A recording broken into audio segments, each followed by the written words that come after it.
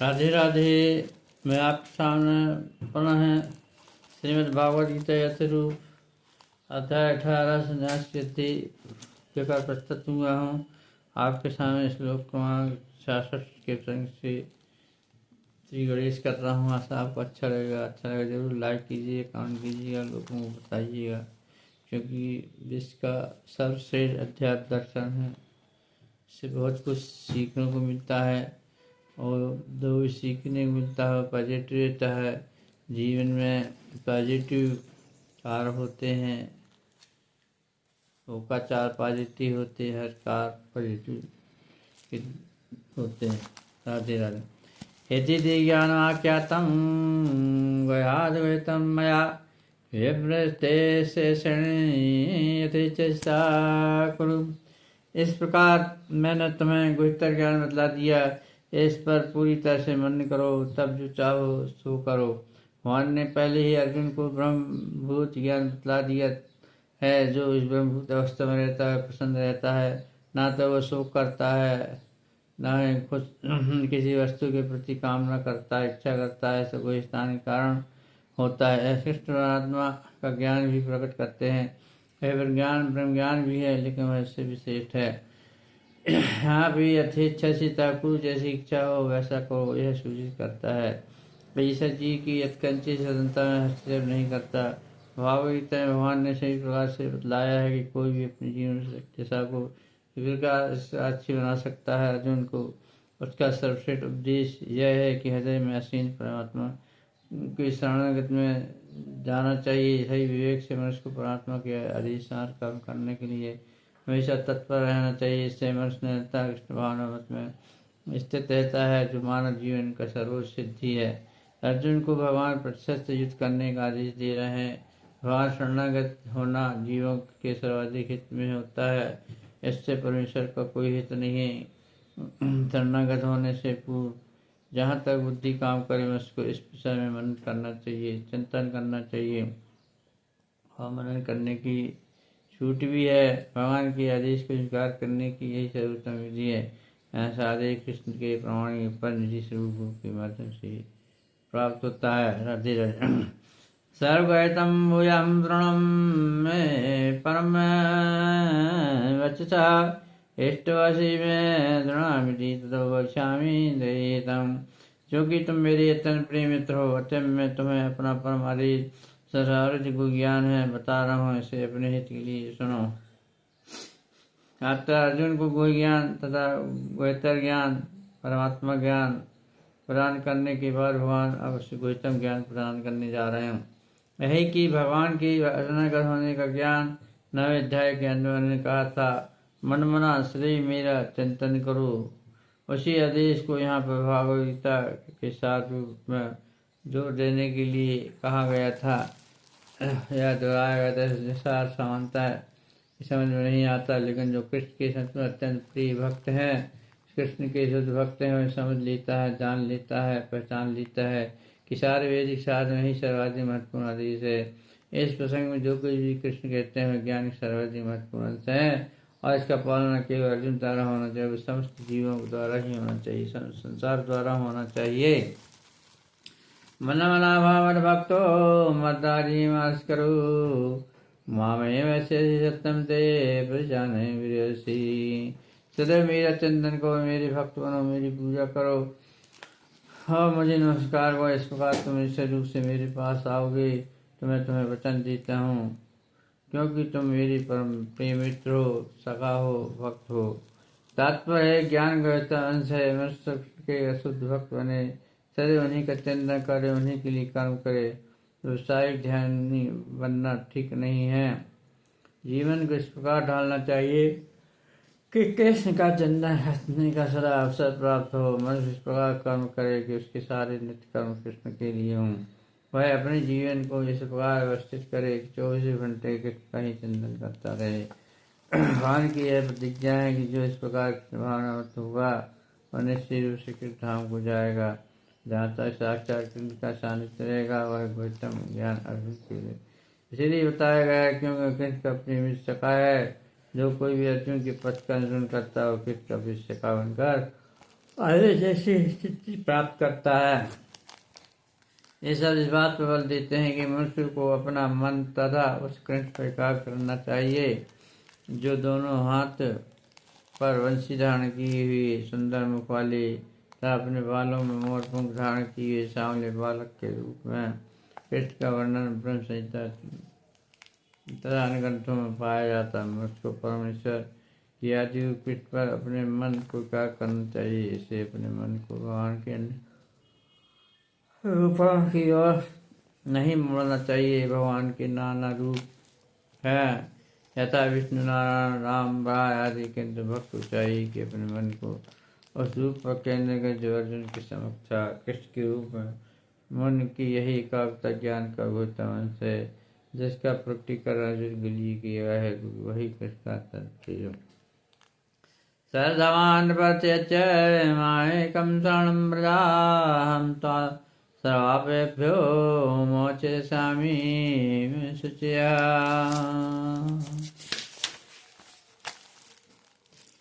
समस्त प्रकार के धर्मों का परित्याग करो, मेरी शरण में आओ, मैं समस्त पापों में तुम्हारा उद्धार कर दूंगा। डरने की कोई बात भी नहीं है। भगवान ने अनेक प्रकार के ज्ञान धर्म की विधियां बताई हैं और परम ब्रह्म का ज्ञान, परमात्मा का ज्ञान, अनेक प्रकार के आत्मधर्मों का ज्ञान, संन्यास का ज्ञान, अनासक्ति, इंद्रता, मन का संयम, ध्यान आदि का ज्ञान, उन्होंने अनेक प्रकार से नाना प्रकार के धर्मों का वर्णन किया है। अब भगवद गीता सार प्रस्तुत करते हुए भगवान कहते हैं, हे अर्जुन, अभी तक बताई गई सारी विधियों का परित्याग करके केवल मेरी शरण में आओ। इस गणना से वह समस्त पापों से बच जाएगा, क्योंकि भगवान समय उसकी रक्षा का वचन दे रहे हैं। 7वें अध्याय में कहा गया है कि यही कृष्ण की पूजा कर सकता है जो सारे पापों से मुक्त हो गया। इस प्रकार कोई यह सोच भी नहीं सकता कि समस्त पापों से मुक्त हुए बिना कोई शरणागत नहीं पा सकता। ऐसे संदेह के यहाँ कहा गया है कि कोई समस्त पापों से मुक्त ना भी हो तो केवल शरणागत होने पर मुक्त नहीं पाते। संदेह यहाँ कहा कि कोई भी समस्त पापों से मुक्त ना भी हो केवल कृष्ण शरणागत होने स्वतः मुक्त कर दिया जाता है। पापों के मुक्त होने के लिए कठोर प्रयास करने की भी आवश्यकता नहीं। मनुष्य को बिना जगत के कृष्ण को समस्त जीवों का रक्षक रूप में स्वीकार करना चाहिए और श्रद्धा प्रेम से इनकी शरणागत हो जाना चाहिए।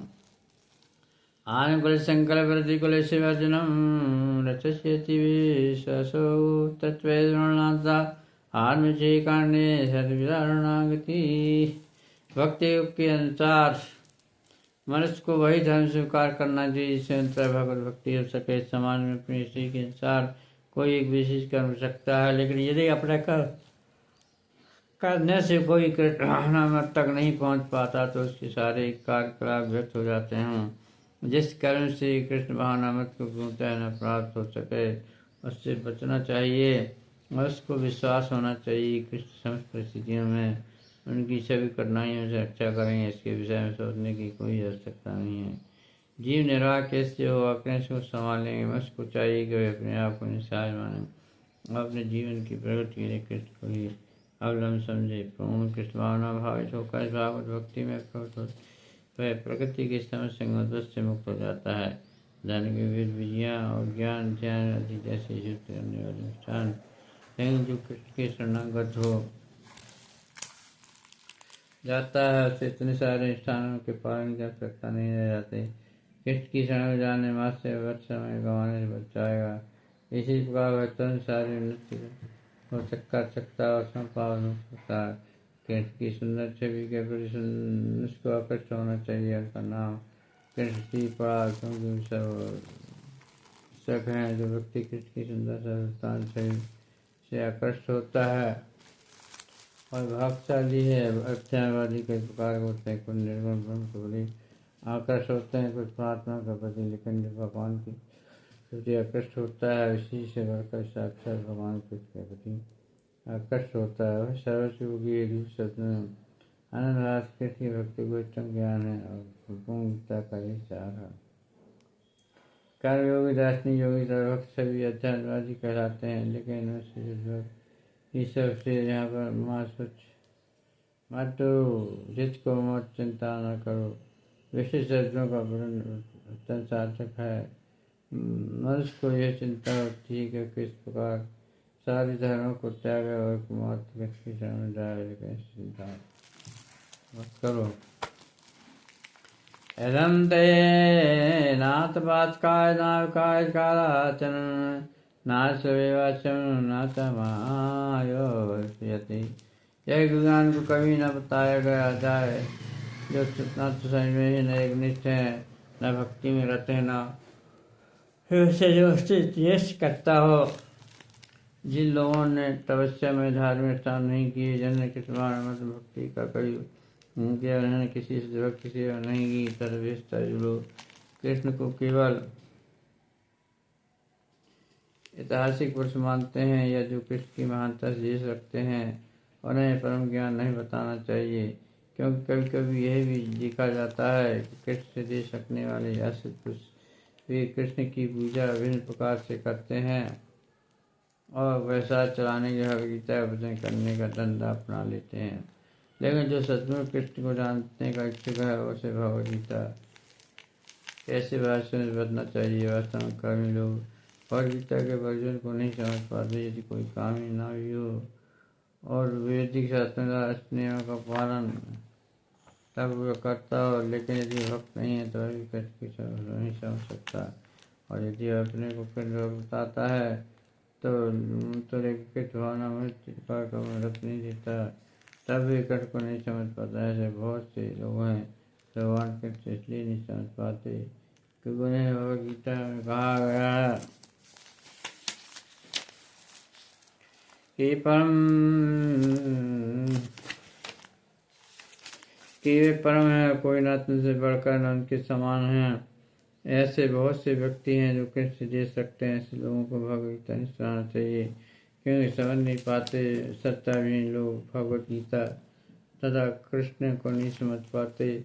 शुद्ध भाव से कृष्ण को नहीं समझते, बिना ही किसी भगवद गीता करने का साहस कर बैठते हैं।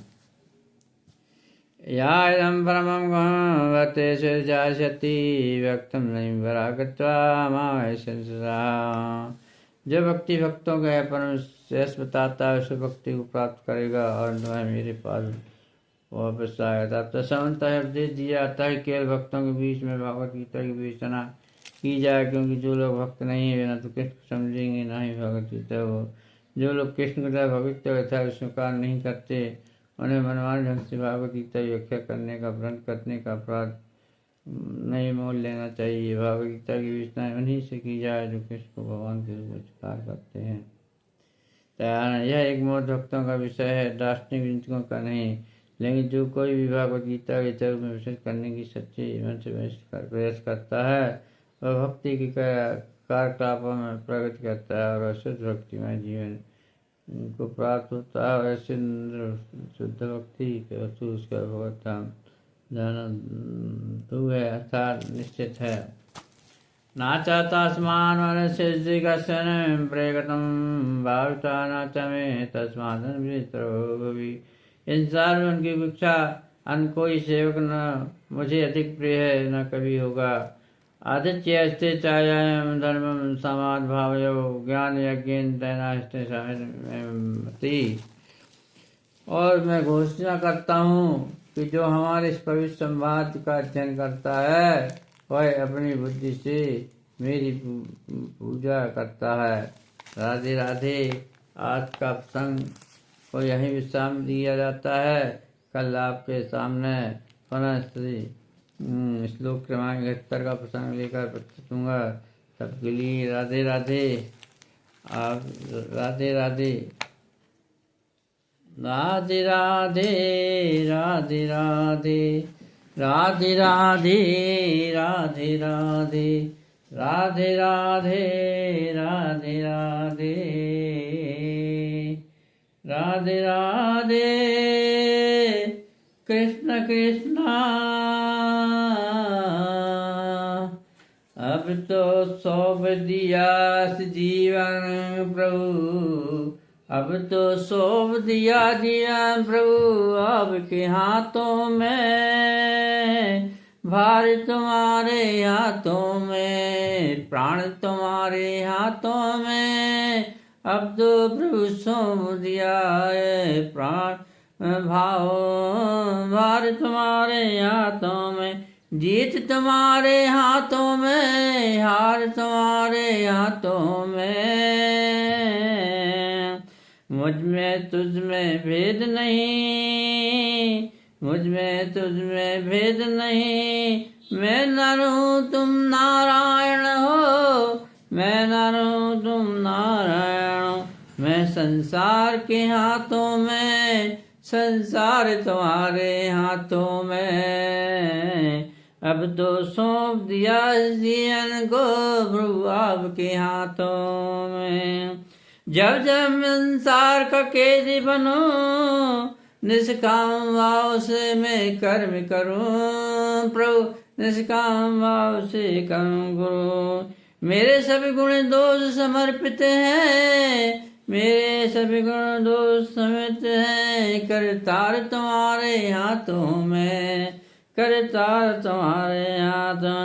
ये मानस का मुझे जन्म मिले तो, ये मन मानस का जन्म मिले तो,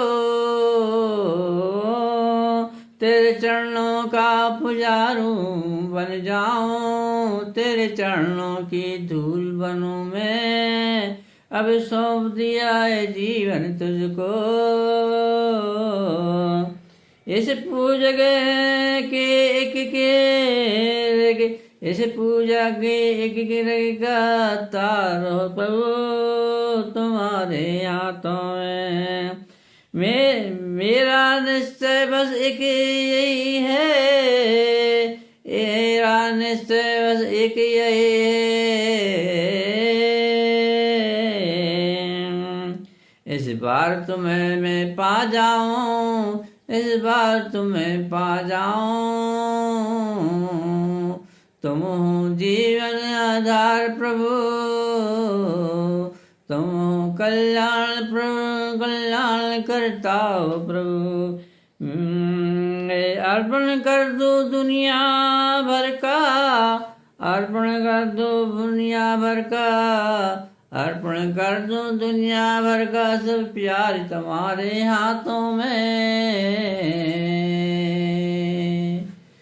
पुण्य पाप क्या है मैं क्या जानूं प्रभु, ये जीवन सौंप दिया तुम्हारे हाथों में। हे श्याम तुम्हारे हाथों में, राम तुम्हारे हाथों में, नारायण तुम्हारे हाथों में, ये जीवन सौंप दिया प्रभु तुम्हारे हाथों में।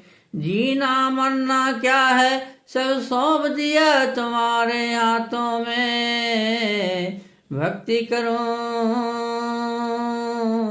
तो भी सौंप दिया तुम्हारे हाथों में।